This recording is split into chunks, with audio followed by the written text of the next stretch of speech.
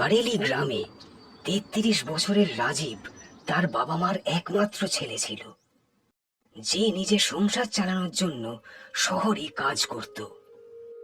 সে রোজ ট্রেনে করে শহরে যেত, আর রোজ রাতে সেই ট্রেনে করেই নিজের গ্রামের ছোট্ট স্টেশনে ফিরে আসতো। একদিন সে রাত্রি 11:30টার সময় স্টেশনে এসে পৌঁছলো, আর স্টেশনের একটা খালি বেঞ্চে বসে ট্রেনের অপেক্ষা করতে লাগলো। ট্রেনের অপেক্ষা করতে করতে যখন সে চারদিকে দেখতে লাগলো, ওই স্টেশনে 1-2 জন যাত্রী আর সাফাই কর্মী ছাড়া আর কাউকেই দেখা যাচ্ছিল না। কিছুক্ষণ পরে রাজীবের ট্রেন চলে এলো, আর সে গ্রামে যাওয়ার জন্য ট্রেনে উঠে গেল। রাজীব যে কামরায় উঠল সেখানে 2জন লোক আর 1জন মহিলা ছিল, আর কেউ ছিল না। ওই 2জন লোকের চেহারা কাপড় দিয়ে ঢাকা ছিল। সেটা দেখে রাজীব অবাক হয়ে গেল, কিন্তু সে সেই মহিলার পাশে বসে পড়ল। আর ঠিক তখনই একটু পরে ওই 2জন লোক মহিলার কাছে এসে তার জিনিসপত্র ছিনতাই করতে শুরু করলো। মহিলা জোরে জোরে চিৎকার করতে শুরু করলো, ছাড়ো আমাকে! আমার জিনিসপত্র ধরে কেন টানছো? আমি তোমার কি ক্ষতি করেছি? ছাড়ো আমাকে! আর ওই মহিলা রাজীবের দিকে তাকিয়ে সাহায্য চাইছিল। কেউ আছো? প্লিজ বাঁচাও আমাকে! বাঁচাও! বাঁচাও! তখনই রাজীব সাহস জুটিয়ে ওই 2জন লোককে বলল, হেই, কে তোমরা? ছেড়ে দাও ওনাকে। এসব কি করছো তোমরা? কেন ছিনতাই করছো ওনার জিনিস? এটা খারাপ কাজ। তখন সেই লোকগুলো চাকু দেখিয়ে রাজীবকে নিজের জায়গায় বসতে বলল। চুপচাপ গিয়ে নিজের জায়গায় বসে পড় আর দেখ এখানে কি হচ্ছে। আর বেশি কিছু করলেই চলন্ত ট্রেন থেকে তোকে ধাক্কা মেরে ফেলে দেবো, আর তোর মৃতদেহ কেউ খুঁজে পাবে না। ওরা এই কথা বলাতে রাজীব ভয় পেয়ে চুপচাপ নিজের জায়গায় বসে পড়ল। আর তখনই ওই লোকগুলো মহিলার থেকে সমস্ত সোনার গয়না আর জিনিসপত্র লুট করে চলন্ত ট্রেন থেকে মহিলাকে ধাক্কা দিয়ে ফেলে দিল। ওদের এই কাণ্ড কারখানা দেখে রাজীব ভয়ে কাঁপতে লাগলো। আর কিছুক্ষণ পরেই ওই লোকগুলো পরে স্টেশনে নেমে পালিয়ে গেল। রাজীব এই ঘটনার পরে খুব ভয় পেয়ে গিয়েছিল। সে চুপচাপ নিজের সিটে বসেছিল, আর ট্রেনটা তার গ্রামের দিকে যাচ্ছিল। এখন রাজীব সেই কামরায় পুরো একা বসেছিল। কিছুক্ষণ পরেই পরের স্টেশনে ট্রেন এসে দাঁড়ায়, আর রাজীব দেখল সেই স্টেশন রাতের অন্ধকারের মতো পুরো চুপচাপ ছিল, আর সেখান থেকে কোনো প্যাসেঞ্জার ট্রেনে ওঠেনি। ঠিক তখনই একজন পাগল বুড়ি মহিলা ভয়ানক হাসি নিয়ে ট্রেনের বাইরে থেকে রাজীবের হাত টেনে ধরল। যেই জানলার দিকে তাকালো, এটা দেখে রাজীব খুব ভয় পেয়ে গেল আর তাকে তাড়ানোর চেষ্টা করলো। আরে সরো সরো, সরে যাও এখান থেকে, যাও, সরে যাও। মহিলা রাজীবের থেকে কিছু খাবার চাইছিল। রাজীব বলল, আমার কাছে কিছু নেই, চলে যাও এখান থেকে, যাও, সরো। এটা বলে রাজীব মুখ ফিরিয়ে নেয়। ঠিক তখনই হঠাৎ করে ওই পাগল মহিলা উধাও হয়ে যায়। যখন রাজীব জানলার দিকে তাকায়, তখন সে ভাবে হয়তো সে চলে গেছে, কিন্তু যখনই সে তার পাশের সিটে তাকায়, তখন ভয়ের চোটে তার দম বন্ধ হয়ে যায়। কারণ সেই পাগল মহিলা কামরার ভেতর রাজীবের পাশের সিটে বসেছিল। আর তখনই ট্রেন চলতে শুরু করলো। রাজীব সেই পাগল মহিলাকে নিজের পাশের সিট থেকে সরানোর চেষ্টা করলো। আরে সরো, অন্য সিটে গিয়ে বসো, এখান থেকে সরে যাও। রাজীবের এবার ভয় করছিল, কারণ সেই কামরায় ওই পাগল মহিলা ছাড়া আর কেউ ছিল না। রাজীব ভয় পেয়ে চুপচাপ বসেছিল, আর সেই পাগল মহিলা অদ্ভুত অদ্ভুত কাণ্ড কারখানা করছিল।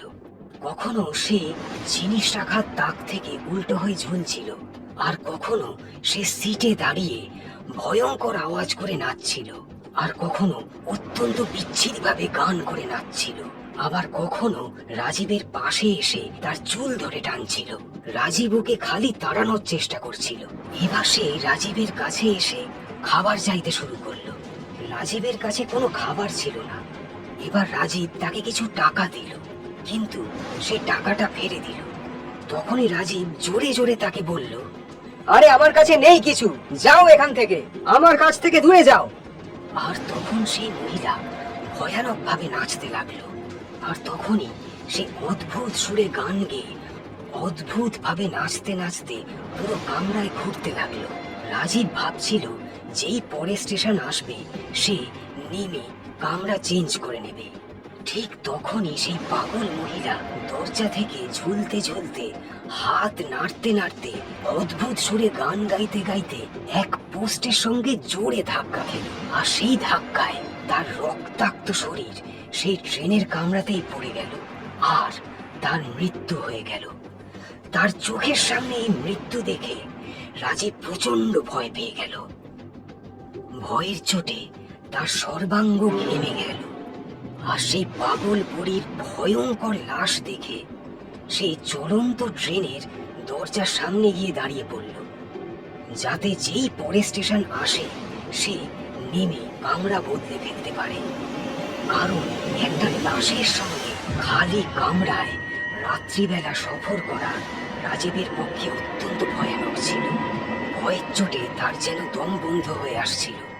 ভয়ের চোটে রাজীব সে কখনো দরজা দিয়ে বাইরে দেখছিল, আবার কখনো ট্রেনের ভেতরে থাকা রক্তাক্ত লাশকে, যে চুপচাপ পড়ে থেকে তার খুনি চোখ দিয়ে যেন রাজীবের দিকে তাকিয়েছিল। রাজীব ভয়ের চোটে সেই লাশের থেকে নজর সরিয়ে জানলা দিয়ে বাইরে তাকালো। আর যখন আবার সেই লাশের দিকে তাকালো, তো সেই লাশ তখন দাঁড়িয়ে ছিল। আর সে রক্তাক্ত শরীরে ভয়ানক হাসি হেসে রাজীবের দিকে তাকিয়েছিল। এটা দেখে রাজীব আরো ভয় পেয়ে গেল। আর সেই অবস্থাতেও সেই বুড়ির লাশ সেই অদ্ভুত গানটা গাওয়া শুরু করলো। আর হাসতে হাসতে রাজীবের দিকে আস্তে আস্তে এগিয়ে গেল। রাজীব ভয়ের চোটে দরজার কাছে গিয়ে চিৎকার করে বলল, আমাকে মেরো না, আমাকে যেতে দাও, চলে যাও এখান থেকে, আমাকে ছেড়ে দাও, আমাকে ছেড়ে দাও প্লিজ। তখনই সেই পাগল বুড়ির লাশ রাজীবের দিকে এগোতে এগোতে হঠাৎ করে পড়ে গেল। আর তখন সে একটা লাশের মতো রাজীবের সামনে পড়েছিল। রাজীব হাঁপ ছেড়ে বাঁচল। আর তখনই স্টেশনের আগে ট্রেন একটা জঙ্গলের মাঝখানে দাঁড়িয়ে পড়ল।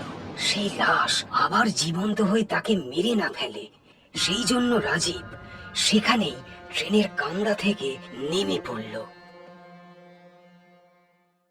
আর যখনই সে অন্য কামরার দরজা পর্যন্ত দৌড়ে যাওয়ার চেষ্টা করলো, তখনই হঠাৎ করে ট্রেন ছেড়ে দিল।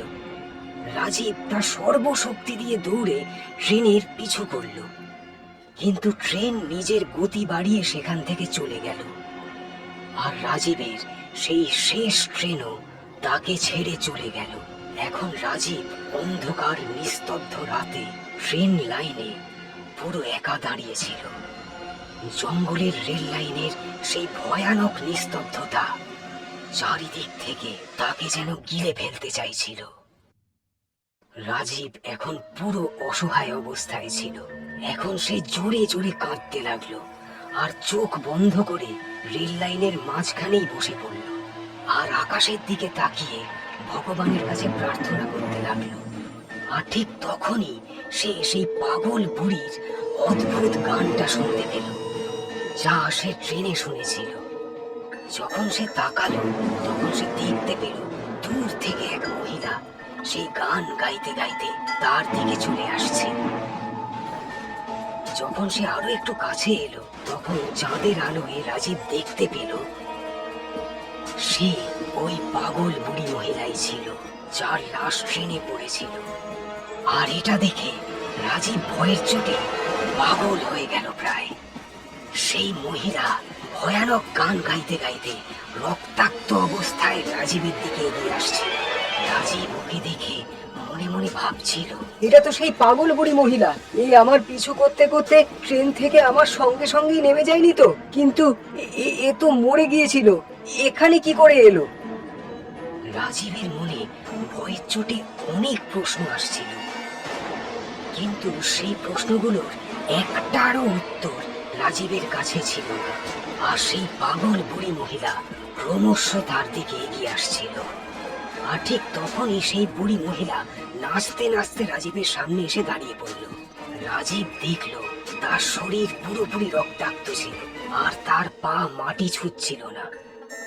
সে হাওয়ায় ভাসছিল, আর তাকে অত্যন্ত ভয়ানক দেখতে লাগছিল। সে রাজীবকে তার সেই ভয়ানক সুরের গান শোনাতে শোনাতে ভেসে ভেসে নাচছিল। এটা দেখে রাজীবের দম বন্ধ হয়ে যায়, আর সে অজ্ঞান হয়ে ট্রেনের লাইনেই পড়ে যায়।